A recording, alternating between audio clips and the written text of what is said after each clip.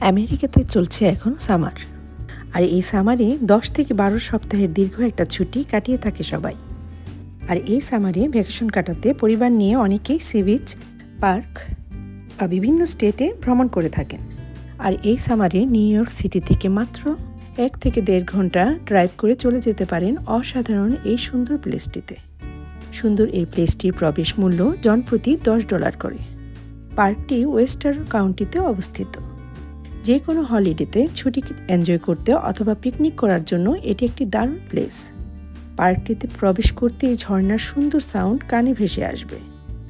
এখানে চাইলে খেলাধুলা, বারবিকিউ করে ডে স্পেন্ড করতে পারেন। আর পার্কটিতে রয়েছে যাওয়া আসার সময় অসম্ভব সুন্দর ভিউ, যা আপনার 1.5 ঘন্টার ড্রাইভকে বোরিং হতে দেবে না। সুন্দর এই পার্কটির নাম ক্রটন জর্জ পার্ক। চাইলে ঘুরে আসতে পারেন।